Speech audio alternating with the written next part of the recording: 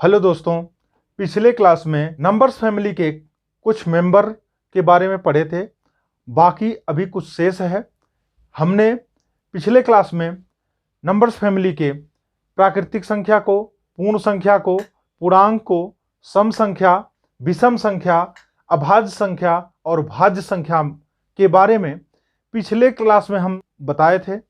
अब आगे आज के क्लास में आप सभी लोगों को नेक्स्ट हमारी जो संख्या आती है वो है परिमेय संख्या।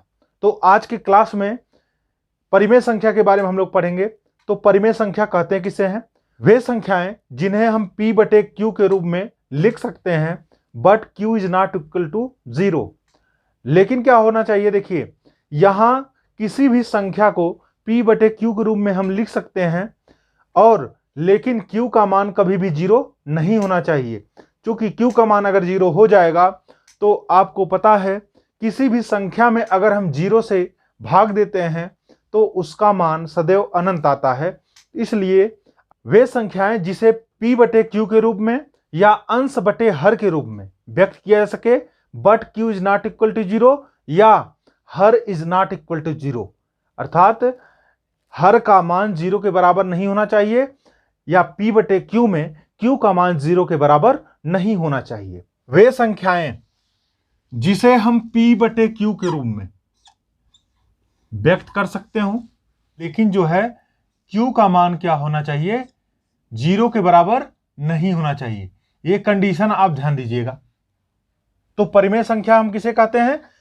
वे संख्याएं जिसे हम p बटे क्यू के रूप में लिख सकें, but q is not equal to 0, या इसको ऐसे भी कह सकते हैं, वे संख्याएं जिसे हम अंश बटे हर के रूप में लिख सकें, बट हर इज नॉट इक्वल टू 0, लेकिन जो है हर का मान जो है 0 के बराबर नहीं होना चाहिए।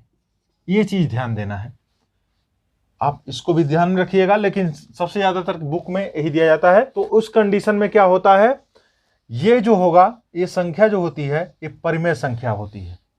ठीक है, एग्जाम्पल के तौर पे देखेंगे, जैसे 4 हो गया,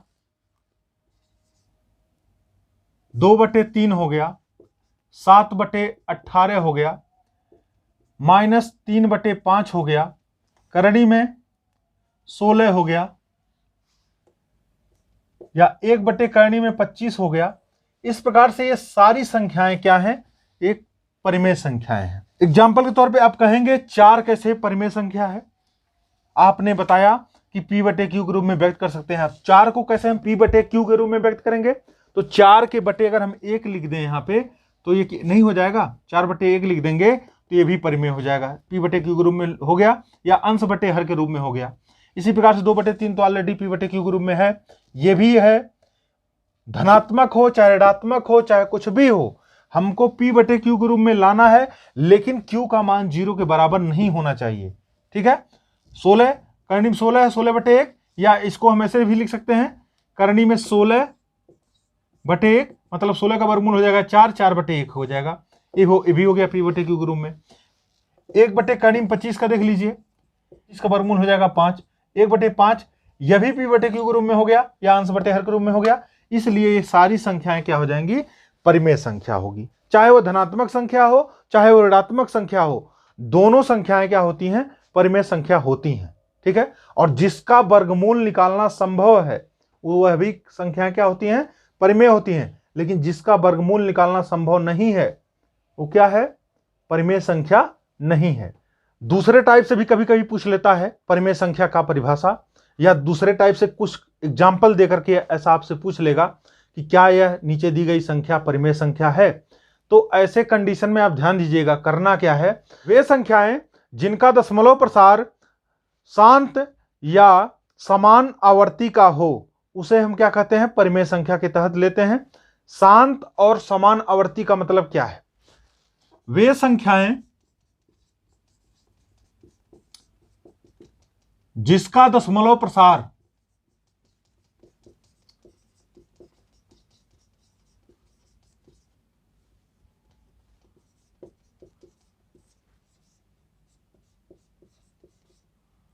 शांत या समान आवर्ती का हो।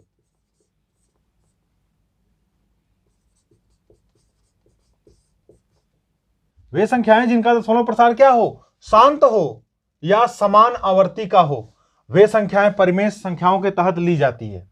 अब दो चीज यहां मिला, एक तो हो गया शांत क्या होता है और दूसरा समान आवर्ती क्या होता है। पहला चीज हम समझते हैं शांत। शांत का मतलब ये वाला शांत नहीं है, ये ध्यान दीजिएगा, इस शांत में और इस शांत में अंतर है। तो ध्यान दीजिएगा, ये मैथमेटिक्स का शांत है, ये साइलेंट वाला शांत है, ठीक है ना।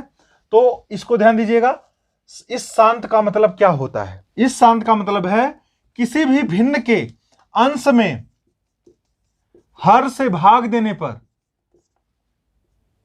संख्या दशमलव में आए लेकिन संख्या पूरी तरह से पूरी विभाजित हो जाए या संख्या पूरी तरह से कट जाए, तो ऐसे कंडीशन में ये क्या हो जाएगा, शांत कहलाता है। तो शांत पहले समझ लीजिए, कहने का मतलब जैसे दे दिया अगर 2/5, एग्जांपल के तौर पर समझिए, यहां देखिए एग्जांपल के तौर पे अगर दे दिया 2/5, 2/5 का मतलब क्या है, अगर हम हमेशा हर से अंश में भाग देते हैं, अंश ए है, हर ए है, अर्थात देखिए यहां 2 में भाग देंगे 5 से, तो भाग नहीं जाएगा, 0 बढ़ाएंगे, दशमलव लगाएंगे, 0 बढ़ाएंगे, 5 चौके 20 हो गया, ये हो गया कैंसिल। कहने का मतलब ये पूरा क्या हो जाना चाहिए, विभाजित हो जाना चाहिए, अर्थात इसका मान क्या हो गया, 0.4 आ गया। जैसे सपोज दैट अगर 1/2 दे दिया, दूसरा एग्जांपल देख लीजिए, 1/2 दे दिया, तो इसमें भी क्या करेंगे, एक में हम 2 से भाग देंगे, तो यहां क्या हो जाएगा, दशमलव लगाएंगे, 0 बढ़ाएंगे, 2 5 हो जाएगा 10, ये हो गया पूरा कैंसिल। तो इस प्रकार से जितने भी आएंगे तो उसको हम क्या कहते हैं, शांत कहते हैं। दशमलव प्रसार जो होगा उसका शांत होगा। शांत का मतलब पूरा विभाजित हो जाए, शांत का मतलब समझ गए। अब आते हैं समान आवर्ती का। समान आवर्ती क्या चीज होता है, तो ध्यान दीजिएगा, समान आवर्ती का मतलब है यह है कि अंश में हर से भाग देने पर कोई भी संख्या दशमलव के बाद जो आ रही है वो क्रमवार समान आवर्ती का मतलब, अगर मान लीजिए 1 2 3 आ रहा है भाग देने पर, किसी हर से अंश में भाग देने पर अगर 1 2 3 आ रहा है तो 1 2 3 1 2 3 1 2 3 इस टाइप से लगातार यही आना चाहिए आगे तक, तो ये क्या है, समान आवर्ती कहलाता है। मतलब समान आवर्ती का मतलब समान आवृत्ति से कोई संख्या आ रही हो, जैसे 1 2 3 1 2 3 या 4 4 संख्या या 2 2 संख्या हो, इस प्रकार से अगर संख्या आती है तो क्या है, ये समान आवर्ती का होता है।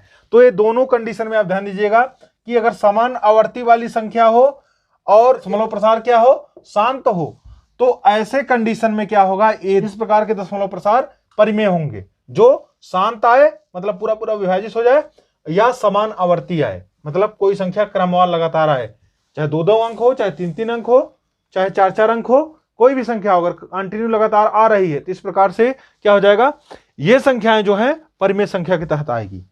नेक्स्ट पॉइंट है अपरिमेय संख्याएं। वे संख्याएं जिन्हें हम p/q रूप में व्यक्त न कर सकें उसे हम कहते हैं अपरिमेय संख्याएं। ठीक है, तो ध्यान दीजिए, जिसे हम p/q के रूप में व्यक्त न कर सकें, वहां कर सकते थे, लेकिन जिसे हम p/q के रूप में या अंश बटे हर के रूप में व्यक्त न कर सकें, वहां व्यक्त कर सकते थे, यहां व्यक्त न कर सके, उसे हम क्या कहते हैं, अपरिमेय संख्या कहते हैं या इरेशनल नंबर बोलते हैं। तो यहां एग्जांपल के तौर पे देखेंगे, जैसे करड़ी में 5 हो गया, करड़ी में 2 हो गया, करड़ी में 12 हो गया, करड़ी में 17 हो गया, करड़ी में 27 हो गया। इस प्रकार की जितनी भी संख्याएं होंगी ये सब क्या होंगी, अपरिमेय संख्या होंगी। ठीक है, तो एग्जांपल के तौर पे करणी में 5, करणी में 2, करणी में 12, करणी में 17, करणी में 19 भी कर सकते हैं, करणी में 27। इस प्रकार से जिसका कहने का मतलब यह है जिसका वर्गमूल निकालना संभव न हो। ठीक है, या जो करणी में संख्याएं आएंगी, ऐसा नहीं है कि सारी संख्या करणी वाली संख्याएं क्या है, अपरिमेय होंगी, नहीं। यहां पर ध्यान दीजिएगा, करणी वाली जितनी भी संख्याएं आएंगी जिसका वर्गमूल निकालना संभव न हो वही अपरिमेय होगा। लेकिन जिसका वर्गमूल निकालना संभव हो वो क्या होगा, वो परिमेय संख्या होगा। वहां पर क्या था, जिसका दशमलव प्रसार शांत हो या समान आवर्ती का हो तो होता था परिमेय संख्या। लेकिन उसका सेम अपोजिट यहां पर है, वे संख्याएं जिनका दशमलव प्रसार क्या हो, वहां था शांत, यहां हो जाएगा अशांत हो, अशांत हो और असमान हो, असमान आवर्ती का हो, तो क्या होगा, ये संख्याएं जो होंगी ये होंगी अपरिमेय संख्याएं। परिमेय संख्या में हमने क्या बताया था, शांत का मतलब कि किसी भी भिन्न के अंश में हर से भाग देने पर अगर दशमलव में वह आता है और पूरा पूरा विभाजित हो जाता है तो वह क्या है, शांत था। लेकिन अशांत के लिए क्या है, अगर किसी भिन्न के अंश में हर से भाग देने पर, अंश में हर से भाग देने पर अगर इसका मान जो है पूरा पूरा विभाजित नहीं होता है, अर्थात संख्याएं क्या है नीचे आती जाती हैं, तो ऐसे कंडीशन में होता है अशांत। दूसरा चीज असमानावर्ती का, वहां हमने बताया था कोई इस दशमलव के बाद जो संख्या आती है वह लगातार आती जाएगी और एक समान संख्या लगातार आएगी। अगर दशमलव 1 2 3 1 2 3 1 2 3 आएगा तो लगातार आएगा। लेकिन यहां क्या है, यहां पर जो दशमलव के बाद जो संख्या आती है, कहने का मतलब ये चेंज हो जाए, 1 4 3 4 9 6 9 2 इस टाइप से चेंज होता जाए। तो अगर समान का आता है तो समान आवर्ती का होता है, और समान नहीं आता है तो क्या होता है, असमान आवर्ती का होता है। यहां मैं कुछ संख्याओं को बोर्ड पे लिखूंगा और आप लोगों को बताना है कौन सी संख्या परिमेय है और कौन सी संख्या अपरिमेय है, इसको पहचानना है, ठीक है। तो यहां हम नोट में लिख देते हैं परिमेय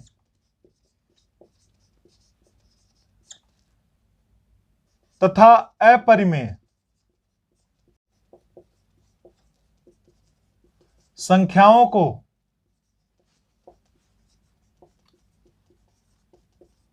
छांटिए। चलिए एग्जांपल नंबर हम 1 से देखते हैं। दिया है 0.43434343। हमने आपको बताया था अगर कोई संख्या लगातार क्रमवार आती है तो वह क्या होती है, समान आवर्ती होती है। अगर कोई संख्या लगातार कोई संख्या क्रमवार आती है तो समान आवर्ती का होता है। तो देखिए यहां 0.43434343 आ रहा है, 4 3 जो है लगातार आता जा रहा है, डॉट डॉट डॉट, मतलब इस प्रकार से आगे आती जाएंगी। इस प्रकार की संख्याएं समान आवर्ती की होती हैं, इसलिए ये क्या हो जाएगा, ये होगी एक परिमेय संख्या। सेम चीज यही है, यहां पर भी है 0.2341 2341 2341, अर्थात 2341 का ग्रुप बन रहा है यहां पे, ठीक है।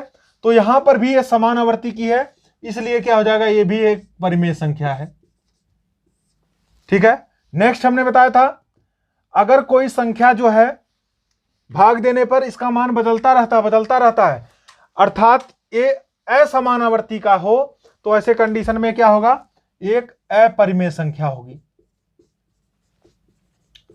नेक्स्ट देखते हैं, अगर कोई संख्या हमने बताया था आपको दशमलव के बाद आने वाली संख्या अगर क्या हो, पूर्ण रूप से विभाजित हो जाए तो क्या होता है, ये शांत होता है, इसे हम शांत कहते हैं। कहने का मतलब भाग देने पर दशमलव के बाद जो संख्या आ रही है वो क्या है, पूर्ण रूप से। इसके बाद कहने का मतलब यह है कि दशमलव के बाद डॉट डॉट डॉट न हो, तो ऐसे कंडीशन में क्या होगा, एक परिमेय संख्या होगी। जीरो क्या है, जीरो भी एक परिमेय संख्या है, बहुत बार पूछा गया, जीरो पूछ ले या इसी को कभी कभी कंफ्यूज करने के लिए ऐसे देता है शून्य। शून्य क्या है, ठीक है, या ZERO लिख देगा, जीरो, ये क्या है, तो तीनों जो है परिमेय है। कहने का मतलब खाली लैंग्वेज चेंज किया है, तो शून्य जो है एक परिमेय संख्या है। अब देखिए ये पाई बहुत बार पूछा गया है, पाई का मान क्या होता है, पाई एक क्या है, परिमेय है क्या परिमेय है। तो ध्यान दीजिएगा, पाई का मान होता है 22/7, ठीक है। 22/7 के बराबर नहीं होता है, के समतुल्य होता है, कि लगभग बराबर होता है। कहने का मतलब, तो यहां ध्यान दीजिएगा, पाई एक क्या है, अपरिमेय संख्या है, जबकि इसी का मान जो है 22/7 जो है यह एक क्या है, परिमेय संख्या है।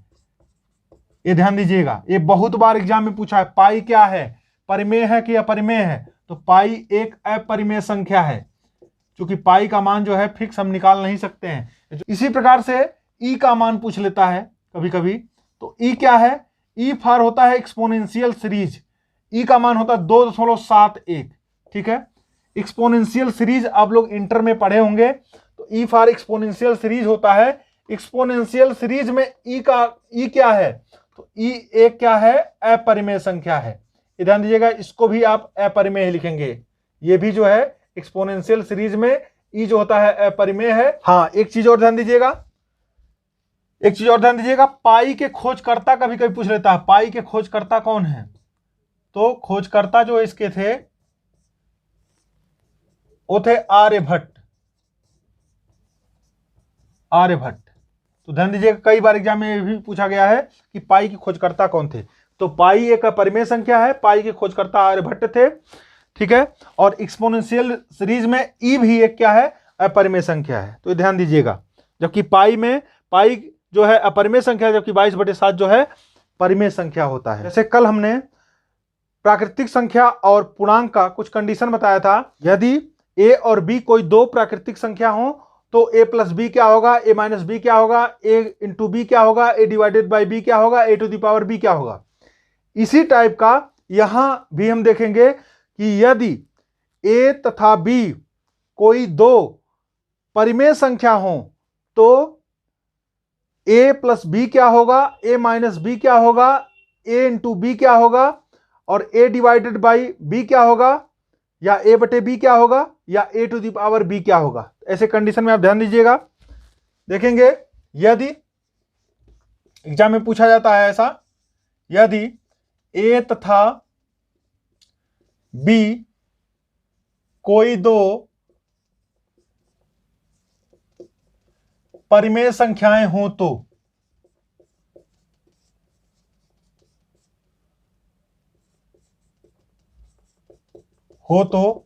कंडीशन में देगा नंबर 1, क्या ए प्लस बी परिमेय होगा।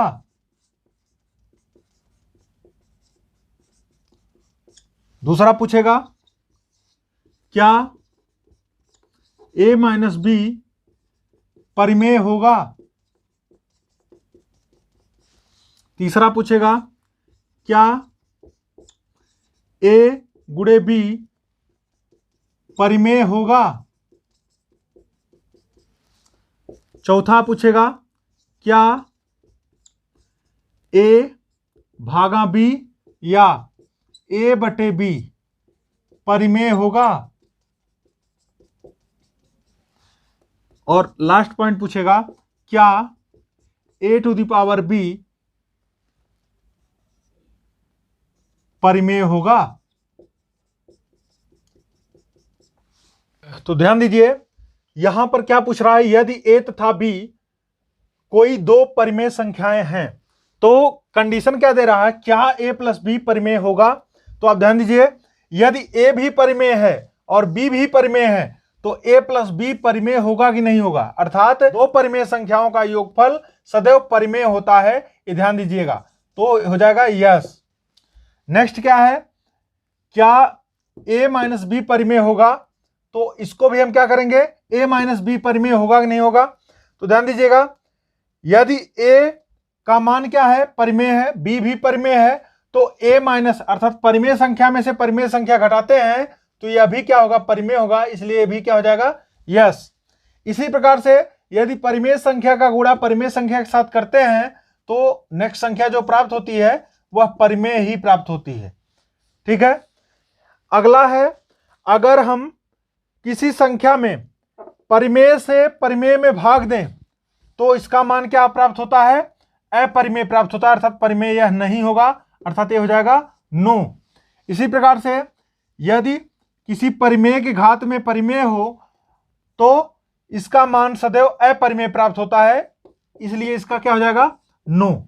तो ध्यान दीजिएगा, यदि परिमेय संख्या में परिमेय संख्या को जोड़ते हैं तो उसको जोड़ने पर वह परिमेय संख्या आती है, घटाते हैं तभी परिमेय आती है, गुणा करते हैं तभी परिमेय आती है, लेकिन भाग देते हैं तो परिमेय नहीं, अपरिमेय आती है। अगर किसी संख्या के ऊपर घात होती है तो ऐसे कंडीशन में भी परिमेय नहीं आती है, अर्थात अपरिमेय आती है। कुछ ऐसी संख्याएं होंगी जो आपको परिमेय वहां पे आएगी, लेकिन जब तक सभी संख्याएं परिमेय नहीं आएंगी तब तक कथन जो है सेटिस्फाई नहीं होगा। तो यह हो गया आपका, यदि a प्लस बी कोई दो परिमेय संख्याएं हों तो ऐसे कंडीशन में a प्लस बी सदैव परिमेय होगा, यस लिखेंगे। a माइनस बी सदैव परिमेय होगा, इसको भी यस लिखेंगे। a इंटू बी सदैव परिमेय होगा, इसको भी यस लिखेंगे। a भागा b या a बटे b एक अपरिमेय होगा, इसलिए नो लिखेंगे। और a to the power b यह भी क्या होगा, अपरिमेय होगा, इसलिए इसको भी नो लिखेंगे। नेक्स्ट देखिए, वास्तविक संख्या।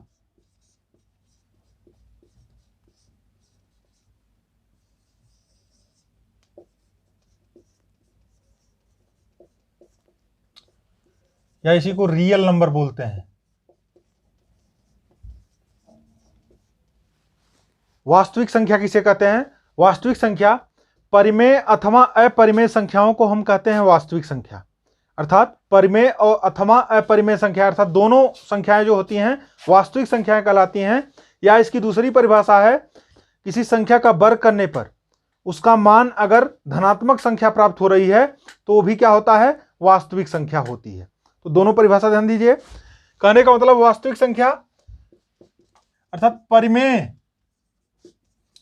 अथवा अपरिमेय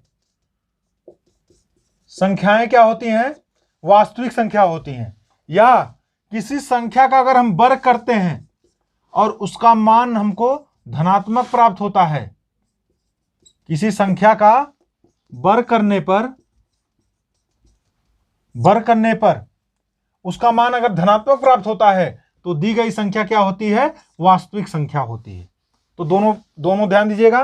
अर्थात जितनी भी परिमेय संख्याएं हैं, जितनी भी अपरिमेय संख्याएं हैं, हमने परिमेय अपरिमेय के बारे में आपको बता दिया। तो जितनी भी परिमेय संख्याएं हैं और जितनी भी अपरिमेय संख्याएं हैं, दोनों क्या होती हैं, वास्तविक संख्या होती है।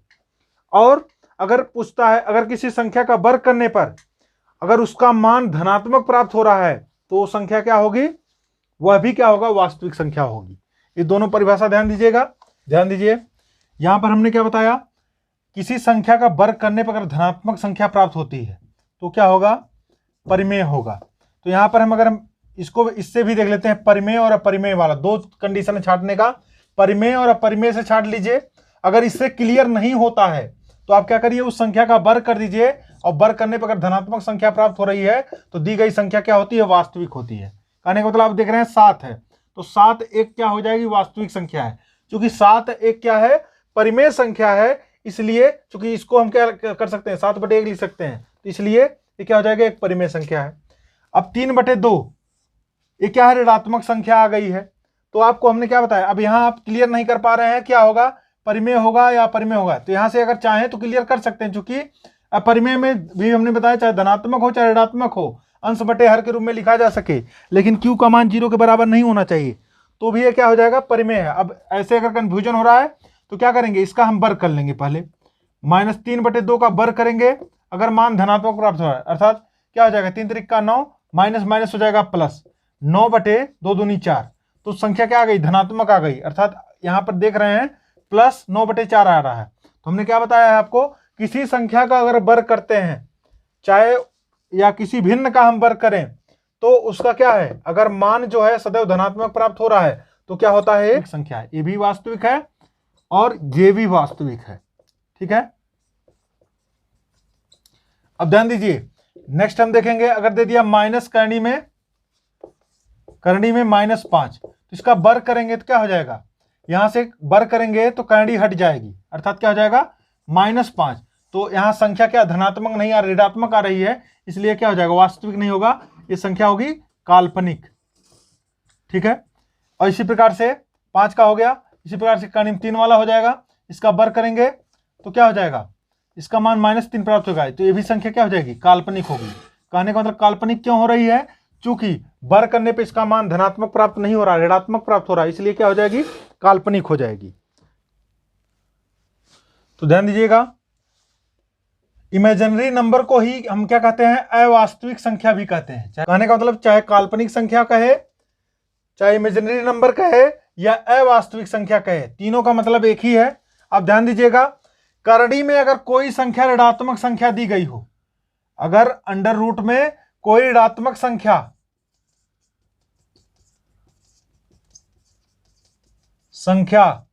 दी गई हो, तो वो संख्या क्या होती है, ये संख्याएं जो होती हैं काल्पनिक होती हैं। ध्यान दीजिएगा, एक तो परिभाषा ये हो गई अवास्तविक के लिए या काल्पनिक के लिए, किसी संख्या का वर्ग करते हैं, अगर उसका मान सदैव ऋणात्मक प्राप्त हो रहा है तो संख्या क्या होती है, काल्पनिक होगी। कहने का मतलब इसका हम वर्ग करेंगे, -8 का वर्ग करेंगे तो आएगा -8, तो संख्या धनात्मक नहीं या ऋणात्मक आ रही है, इसलिए क्या हो जाएगी, काल्पनिक संख्या हो जाएगी। ठीक है, ये ध्यान दीजिएगा। कुछ पॉइंट है, रिमार्क में देख लीजिए, एग्जाम में कई बार आया है, यदि काल्पनिक संख्या की घात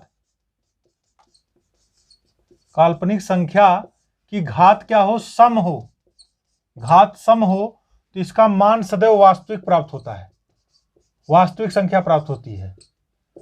और अगर काल्पनिक संख्या की घात क्या हो, विषम हो, तो इसका मान सदैव काल्पनिक प्राप्त होता है। ये फार्मूला दिमाग में बैठा के रखिएगा, ये बहुत पूछा जाता है। कहने मतलब काल्पनिक संख्या पर यदि घात जो है सम होती है तो इसका मान सदैव वास्तविक, और काल्पनिक संख्या पर अगर घात विषम होती है तो इसका मान सदैव काल्पनिक प्राप्त होता है। नेक्स्ट टॉपिक है सहअभाज्य संख्या। अभाज्य संख्याओं का ऐसा युग्म जिसका महत्तम समापवर्तक सदैव 1 प्राप्त होता है, उसे हम कहते हैं सहअभाज्य संख्या। तो ध्यान दीजिएगा, जिन संख्याओं का मैस है सदैव क्या प्राप्त हो,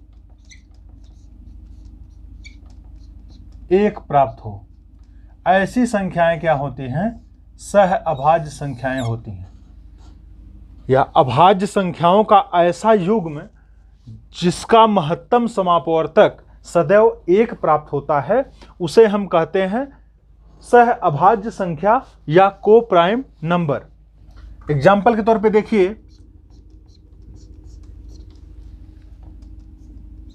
2, 3, 5, 7, 11, 13, 31, 37 इत्यादि का चेक करते हैं। जैसे 2 और 3 है, 2 का गुणनखंड करेंगे तो इसको लिख सकते हैं 2 × 1, और 3 का गुणनखंड करेंगे तो इसको लिख सकते हैं 3 × 1। देख रहे हैं, जब महत्तम समापवर्तक आपको आगे पढ़ाया जाएगा, में से क्या होता है, जो दोनों में कॉमन तौर पे रहता है, अर्थात जब किसी संख्या का कोई गुणनखंड कॉमन नहीं मिले तो उसका गुणनखंड 1 बनाया जाता है। क्योंकि 1 से किसी भी संख्या में अगर हम गुणा करें या भाग दें तो संख्या के मान में कोई भी परिवर्तन नहीं होता है। तो कहने का मतलब ये है, तो हम यहाँ क्या करेंगे, 2 × 1 कर लेंगे, अर्थात गुणा करेंगे, 2 × 2 प्राप्त हो गया, 3 × 1 करेंगे, 3 × 3 प्राप्त हो गया, अर्थात इसका कॉमन गुणनखंड क्या होगा, 1 होगा।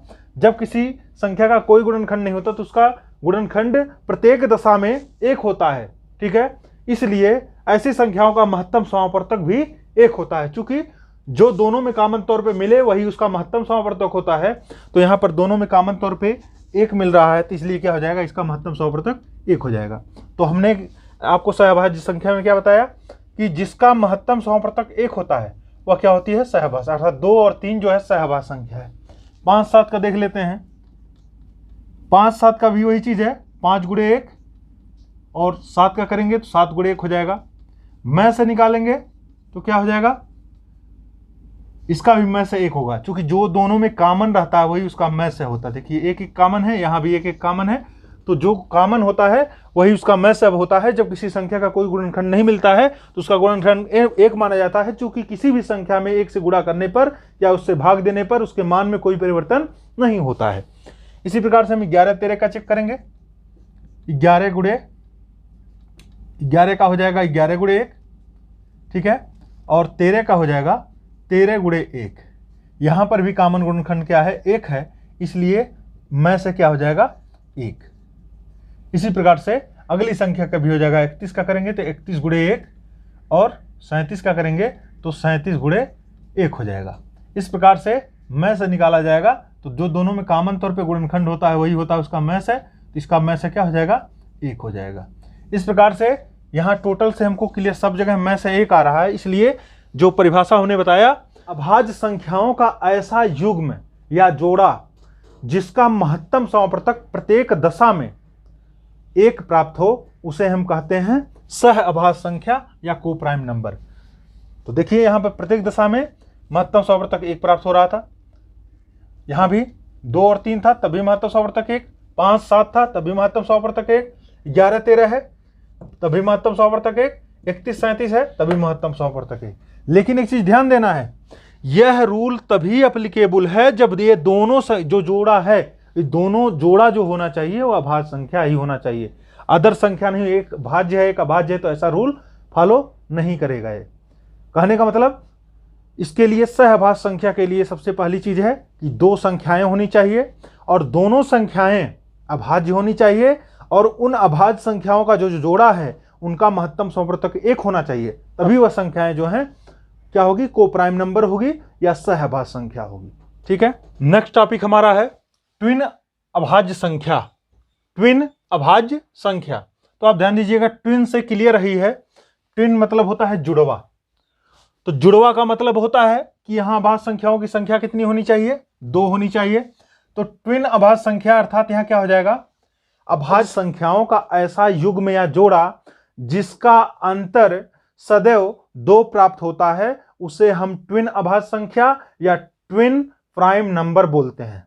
ठीक है, अर्थात 2 अभाज्य संख्याएं दी जाएंगी यहां पे, और उन दोनों अभाज्य संख्याओं का अंतर सदैव कितने का रहना चाहिए, 2 का होना चाहिए, तभी वह ट्विन अभाज्य संख्या होगी। एग्जाम्पल के तौर पे हम देखेंगे, एग्जाम्पल के तौर पे जैसे हो गया 5 और 7, तो यहां देखिए 2 अभाज्य संख्याएं हैं और दोनों का अंतर कितने का है, 2 का है। यहां अंतर देखेंगे तो क्या हो जा रहा है, घटाएंगे 7 - 5 बराबर क्या हो जाएगा 2, यहां अंतर 2 आ गया। इसी प्रकार से और मान लीजिए ऐसे देख लीजिए 17 और 19 अभाज्य संख्याएं, इसका भी देख रहे हैं अंतर क्या है, 2 है। अंतर यहां भी देखेंगे क्या हो जाएगा 19 - 17। आपको पता है अंतर कहीं भी हो अधिक वाले में से कम को घटाते हैं, अर्थात यहां भी अंतर कितना प्राप्त हुआ, 2 का प्राप्त हुआ। इसी प्रकार से 29 और 31, 29 31 ये दोनों अभाज्य संख्याएं हो गई। इसका भी अंतर देखेंगे अगर हम, क्या हो जाएगा 31 - 29, ठीक है, तो घटाएंगे कितना हो जाएगा 2। इस प्रकार से ऐसे अभाज्य संख्याओं का युग्म या जोड़ा जिनका अंतर सदैव 2 प्राप्त होता है, उसे हम कहते हैं ट्विन अभाज्य संख्या या ट्विन प्राइम नंबर। यहां ध्यान दीजिएगा, एक पॉइंट जरूर इसको विशेष तौर पे, ये दोनों संख्याएं अभाज्य होना चाहिए तभी यह रूल एप्लीकेबल होगा। अर्थात ये दोनों संख्याएं जो दी जाएंगी या दोनों संख्याओं का जो जोड़ा होगा वो हमेशा अभाज्य ही रहना चाहिए। जैसे देखिए 5 7 है, ये भी देखो 5 भी अभाज्य है, 7 भी अभाज्य है, 17 19 है तो 17 भी अभाज्य है, 19 भी अभाज्य है, 29 31 है तो 29 भी अभाज्य है और 31 भी अभाज्य है। इस प्रकार से अभाज्य संख्याओं का जो भी जोड़ा होना चाहिए वह दोनों जोड़ा जो है अभाज्य संख्या होना चाहिए, पहला कंडीशन।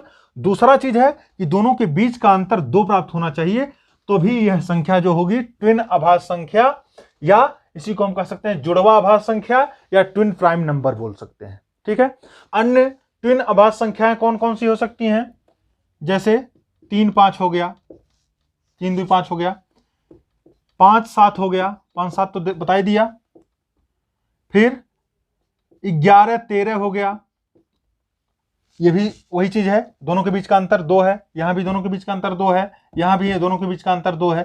17 19 आपको बता ही दिया, ठीक है, 29 31 भी बता दिया, 41 43 हो गया,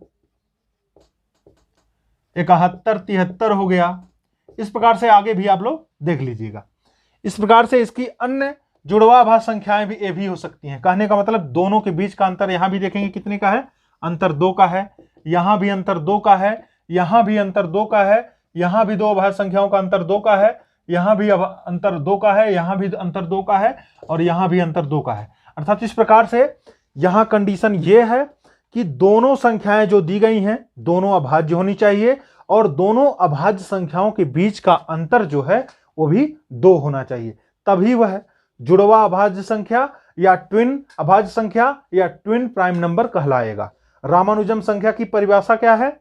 वह न्यूनतम संख्या जिसे दो अलग अलग प्रकार के घनों के योग के रूप में लिखा जा सके उसे हम कहते हैं रामानुजन संख्या।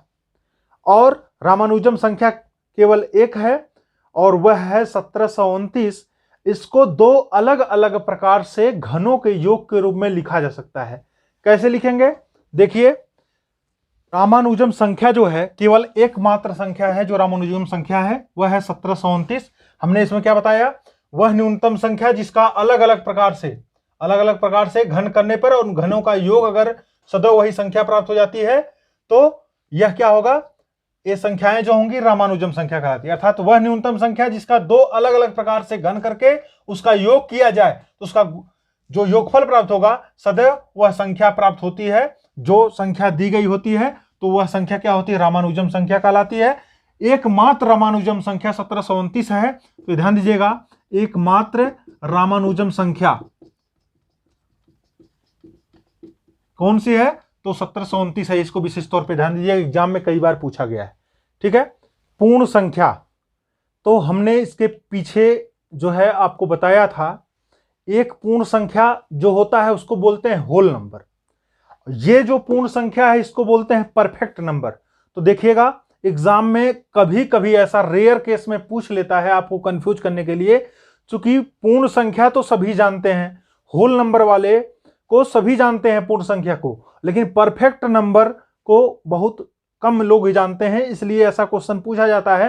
पूर्ण संख्या ब्रैकेट में परफेक्ट नंबर दिया रहेगा। वो अगर इस टाइप से क्वेश्चन पूछेगा तो इस प्रकार से दिया रहेगा कि परफेक्ट नंबर या पूर्ण संख्या किसे कहते हैं, और एग्जाम्पल के तौर पे देगा कि वह कौन सी संख्या परफेक्ट होगी, उसके बारे में पूछ सकता है। तो उसके लिए हम आपको अभी बता रहे हैं क्या है सिस्टम इसका।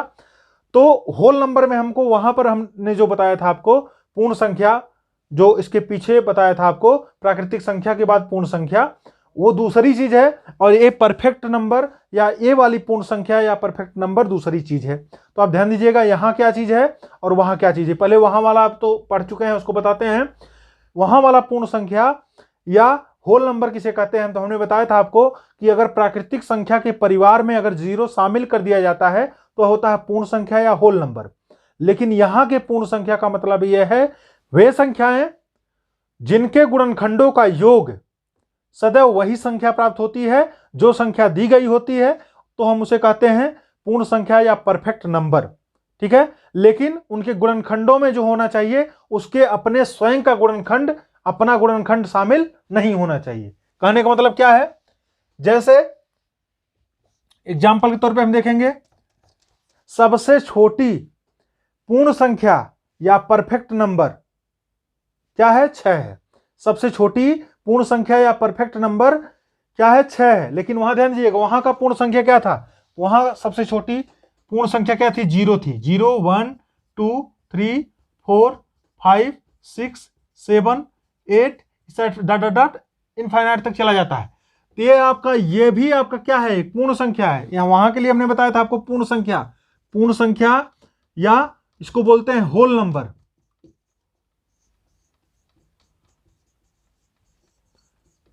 ठीक है। वहां का पूर्ण संख्या ये है। वहां पे हमने बताया था कि प्राकृतिक संख्या के परिवार में अगर 0 शामिल कर दिया जाता है तो होता है पूर्ण संख्या। लेकिन यहां का ये जो पूर्ण संख्या है होल नंबर नहीं, यह है परफेक्ट नंबर। और ध्यान दीजिएगा सबसे छोटी पूर्ण संख्या या परफेक्ट संख्या क्या है? 6 होती है। जबकि वहां जो था पूर्ण संख्या या होल नंबर सबसे छोटी क्या थी? 0 थी। ये विशेष तौर पे ध्यान दीजिएगा। ये कंफ्यूज करने की वजह से ये क्वेश्चन पूछा जाता है कि पूर्ण संख्या या परफेक्ट नंबर क्या होता है। तो सबसे छोटी पूर्ण संख्या या परफेक्ट नंबर क्या होता है, 6 होता है। अब कहेंगे इसका हमने क्या आपको परिभाषा बताया कि वे संख्याएं जिनके गुणनखंडों का योगफल सदैव यही संख्या प्राप्त हो जाती है, लेकिन इसका जो स्वयं का गुणनखंड होता है वह नहीं लिया जाएगा। कहने का मतलब इसका गुणनखंड करेंगे तो एक गुणनखंड इसका 1 होगा, दूसरा 2 होगा, तीसरा 3 होगा, चौथा इसका गुणनखंड होगा 6।